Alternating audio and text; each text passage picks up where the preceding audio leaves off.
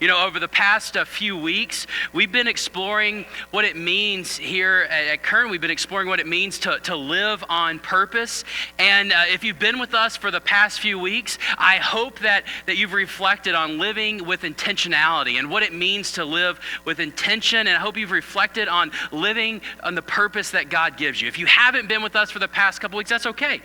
Because today we're going to look at some specific instructions that Jesus actually gives us for what living on purpose looks like.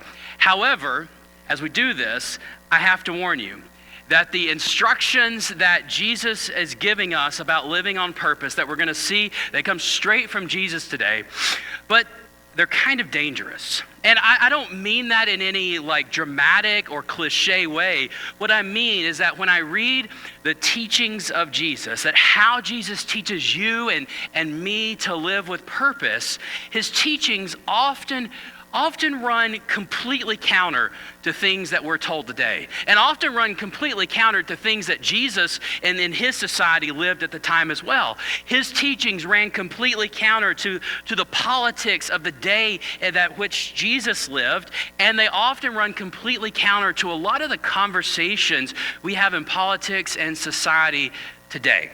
So it's not only dangerous to read these words, but I'm also just a little unsure that I want to step in the midst of this, because I try to be very careful to avoid stepping into partisan division. Because I believe that partisan division is almost always about division, and it's not really about politics. And what partisan division does is it breaks us apart in ways that aren't really helpful and blinds us to things that could really bring help. But the more that I've reflected on what Jesus has to say, and Jesus was saying in these words, I think it's important to note that there's a difference between partisanship and politics. And the way that Jesus was always challenging the power structures, the social norms of his day, these were the political things of the day in which Jesus lived. And what Jesus tells us about living on purpose challenges some of the biggest assumptions that were shaping the language in the world in which Jesus lived. And I believe that they challenge some of the biggest assumptions shaping the political language of our world today as well. It challenges assumptions that many of us walk around with in our daily life. So as much as living on purpose sounds like kind of normal, everyday leadership advice, kind of benign in the midst of that, what I want to do today is I want to dig a little deeper to what Jesus actually says about living with purpose and living on purpose. And to do that, today we're going to look at Luke chapter 6. And what I want to do here is I want to read through the whole thing that Jesus teaches here in Luke chapter 6. And then we're going to go back and comment and kind of dig in just a little bit to see what Jesus has to say. And so if you've got a Bible and you want to follow along, I want to invite you to open your Bible to the book of Luke, which is in the New Testament portion of the Bible. And Luke tells us some of the stories and the ministry about who Jesus was, about the life of Jesus. And today we're going to hear some of a sermon that Jesus once preached. And so these words come from Luke chapter 6, beginning in verse 27. And I'm just going to read quite a bit here, and then we're going to dig into it a little bit. And here's what Jesus has to say. But I say to you who are willing to hear, love your enemies. Do good to those who hate you. Bless those who curse you. Pray for those who mistreat you. If someone slaps you on the cheek, offer them the other one as well. If someone takes your coat, don't withhold your shirt either. Give to everyone who asks, and don't demand your things back from those who take them. Treat people in the same way you want to be treated. If you love those who love you, why should you be commended? Even sinners love those who love them. If you do good to those who do good to you, why should you be commended? Even sinners do that. If you lend to those from whom you expect repayment, why should you be commended? Even sinners lend to sinners, expecting to be paid back in full. Instead, love your enemies. Do good. Lend, expecting nothing in return. And if you do, you will have a great reward. You will be acting the way the children of the Most High act, for he is kind to ungrateful and wicked people. be compassionate just as your Father is compassionate. So there's a lot there, and Jesus keeps on talking, and there's a lot more in what Jesus keeps on saying. And in this text, Jesus gives some very clear words, some very clear action words for what it means on purpose. So he's not just philosophizing about things. He gives you and me action words. He says, love, do good, bless, pray, offer, treat. And really it all starts with the very first thing he said, which is love your enemies. Love your enemies. And as we start to look at what Jesus is trying to tell us here, I want to take a closer look at this word love, because I think the idea of loving your enemies is really at the heart of what Jesus has to say. And in English, we have one word to refer to as love, and it means a host of different things. But in the original Greek that the Bible was, this part of the Bible was originally written in, there were three basic words for the English word love that are captured. The first one had to do with passionate love, the love between two lovers. The second one had to do with brotherly love, the kind of affection that you might have, a warmth of a heart towards someone close to you. But the word that Jesus used here talking about loving your enemies was neither of these. The Greek word that Jesus used here is the word agapon, which describes an active feeling of benevolence towards others. So this kind of love is not about being passionately in love with somebody. It's not even about having a warm affection towards them. Those are things you can't really fake. Instead, it's an active kind of love. It seeks the good of others, and it means that you make a deliberate choice to go out of your way to be kind and to be good to others. You know, there's no way that you can love your enemies the same way you may love those who are dear to you. That's not something that Jesus is trying to tell you to do, and that's not something you can really will yourself to do. Instead, Jesus is saying that no matter what others do to you, no matter what anyone else does to you, even if they insult you, treat you poorly, or injure you, your role is to seek nothing but their highest good. And that's what loving your enemy is about. That's what it's all about. It's not something primarily of the heart. It's something primarily of the will. It's an action. And Jesus invites his followers to live with purpose towards others. So what does this love towards enemies look like? Well, Jesus tells us. He says, do good to those who hate you, right? Bless those who curse you. Pray for those who mistreat you. Give to other people. And treat people the same way you want to be treated, even to your enemies. And when Jesus is talking about enemies here, he's not just talking about people that you disagree with.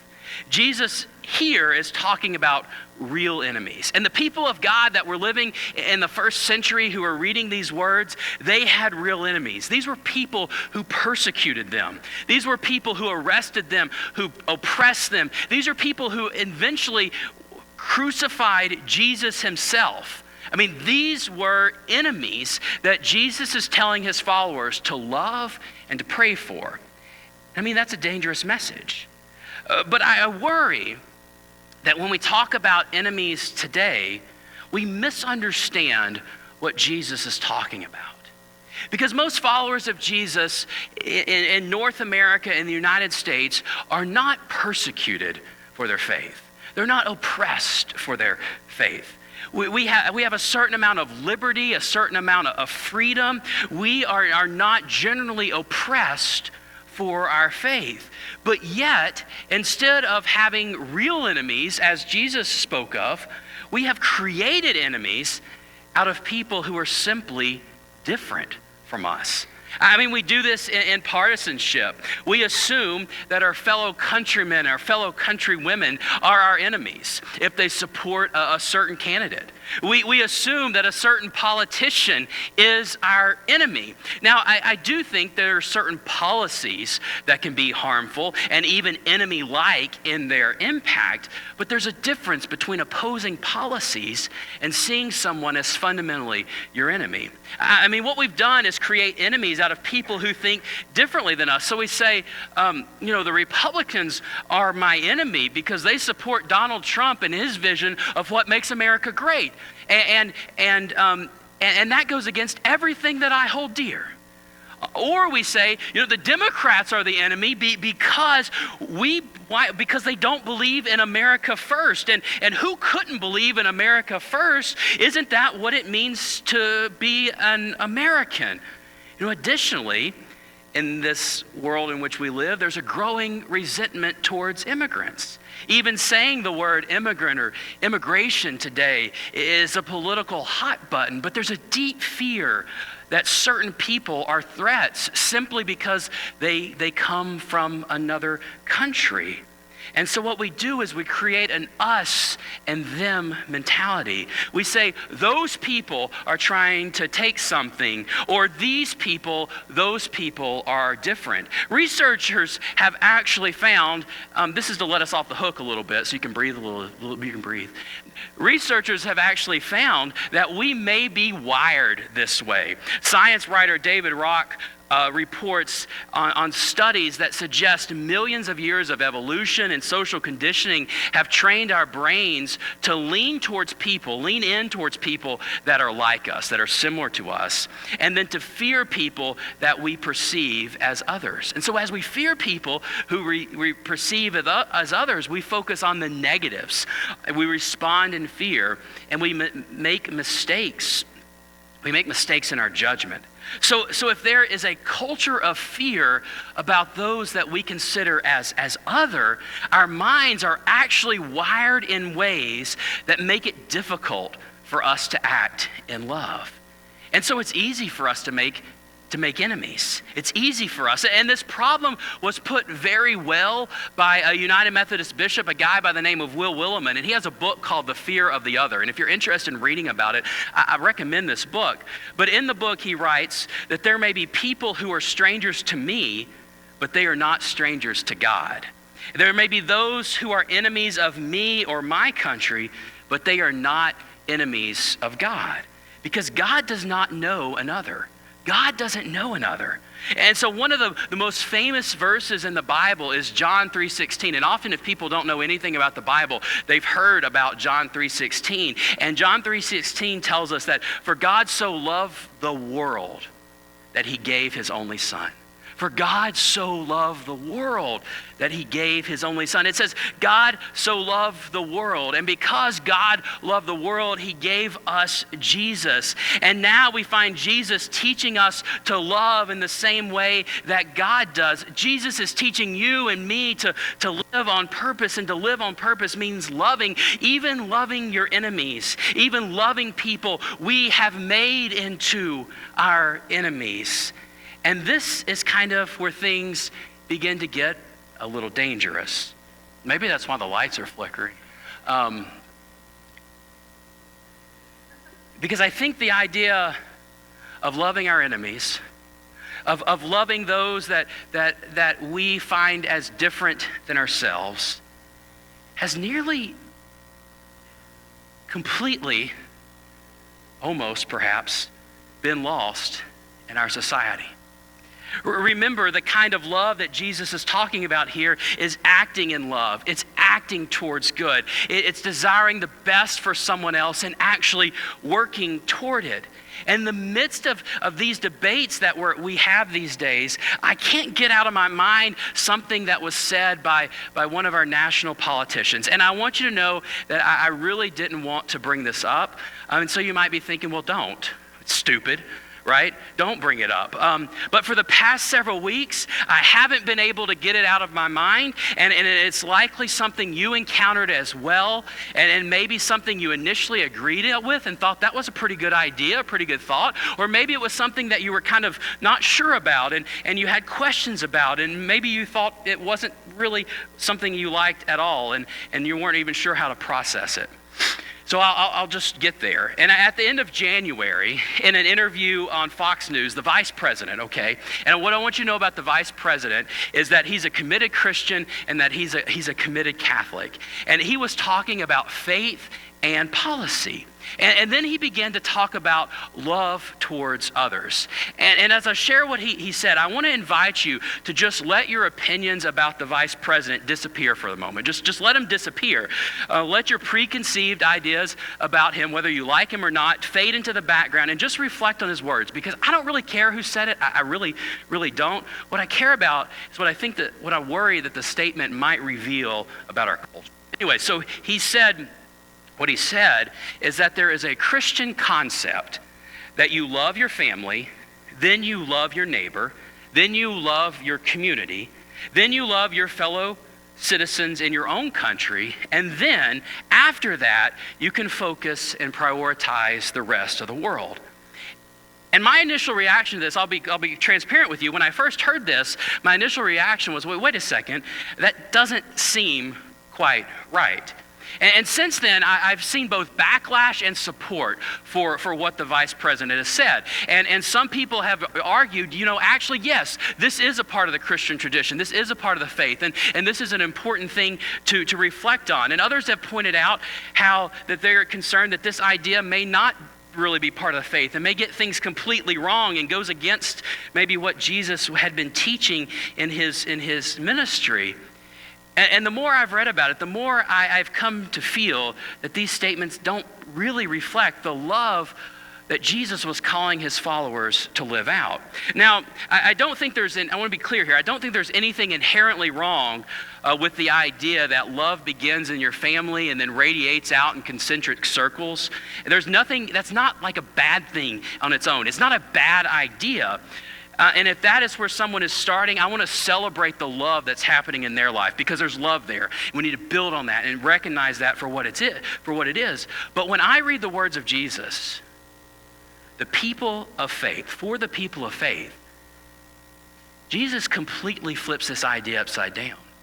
He completely flips this idea upside down. And while wherever there is love, we can celebrate with that. Jesus, I believe, is calling his followers to something different and to something more. In fact, after he tells you and me to love our enemies, to do good for those who hate us, to bless those who curse us, to pray for those who mistreat us, he goes on to say this in verse 32.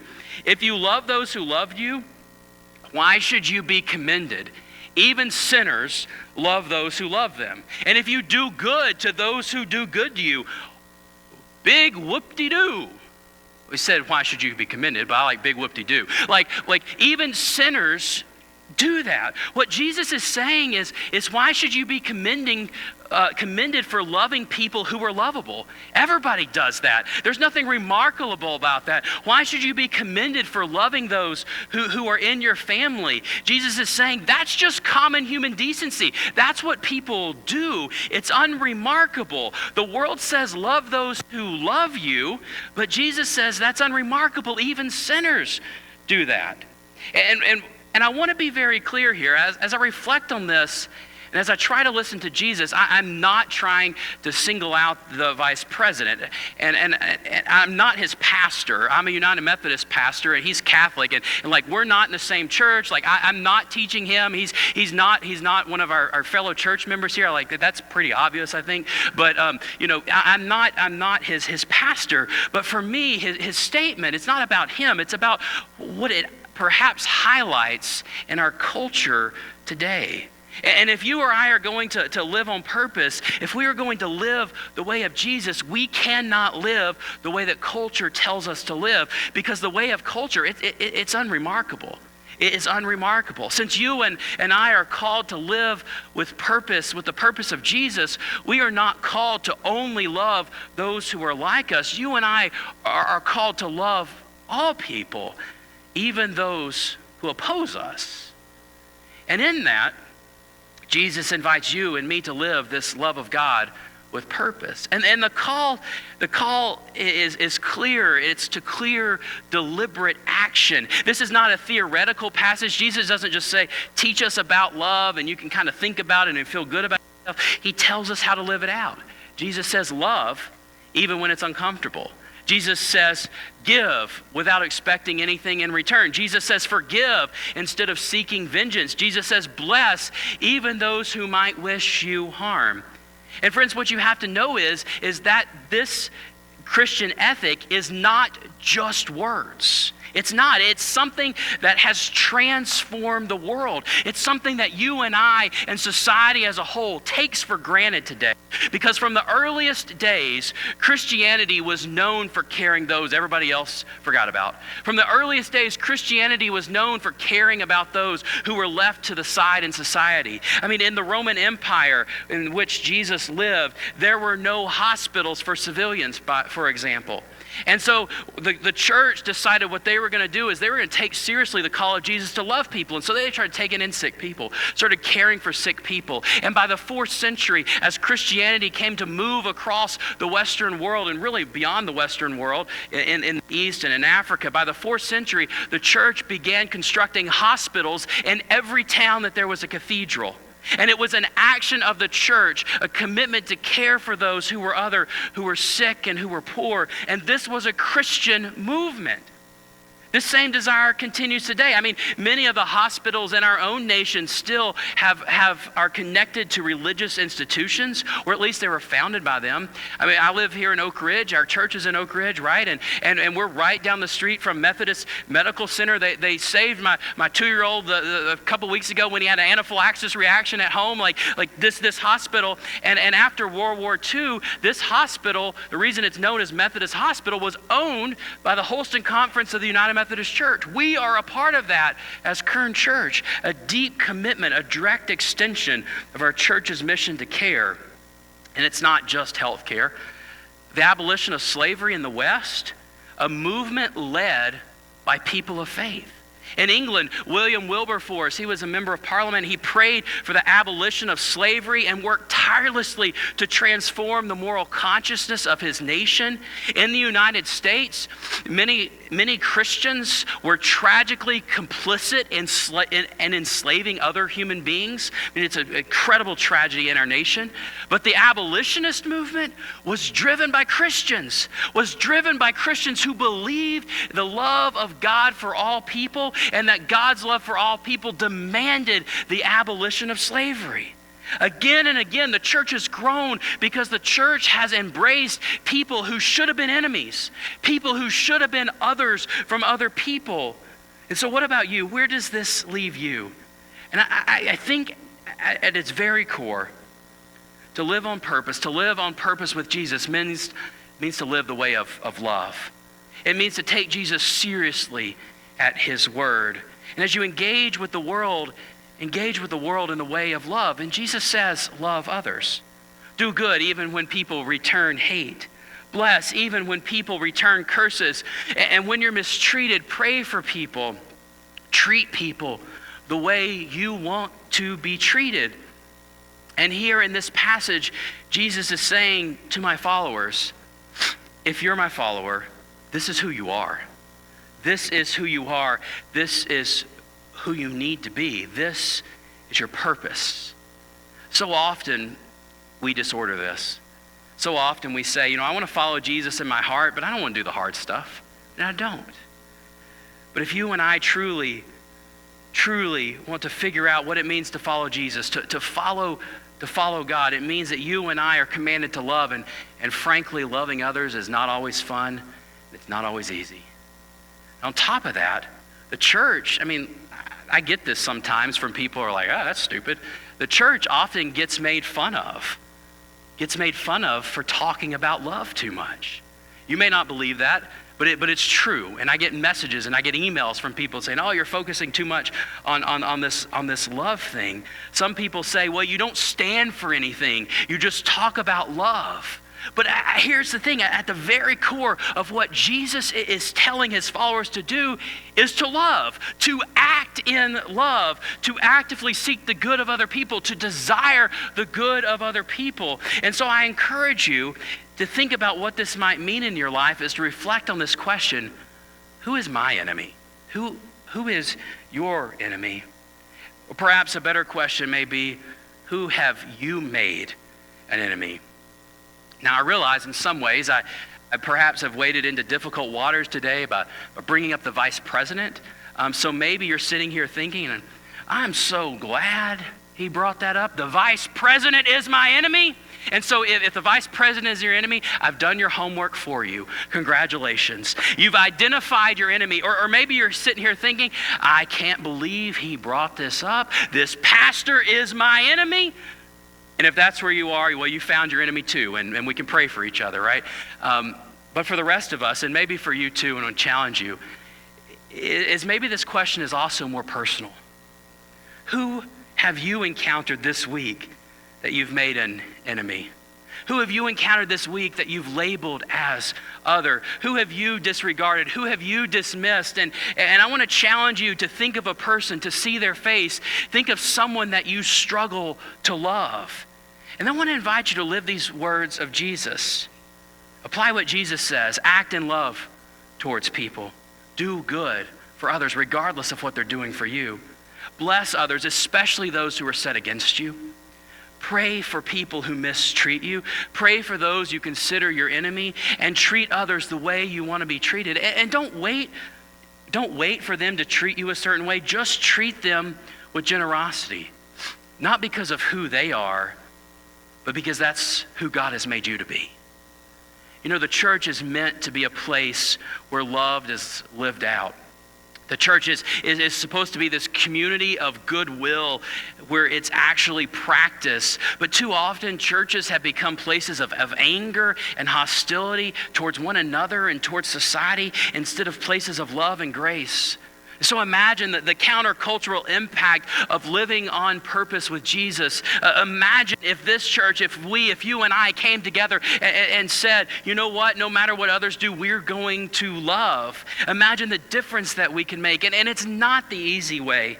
It's a hard way, but it is the way of Jesus. And when you live this way, you become more like God because God so loved the world that he sent his only son, Jesus.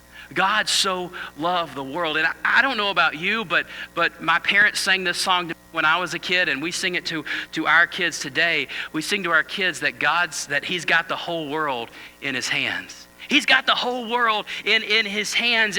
But what we like to do is we like to carve out little pieces and imagine that God's hand has holes in it and think, well, maybe not this part. Maybe not my sister-in-law. Maybe not that politician, maybe not this. We like to carve out little pieces and say, not those people. Surely God doesn't have them in their hands. But God's got the whole world in his hands. And you and I have the opportunity to act in love. So will you live on purpose?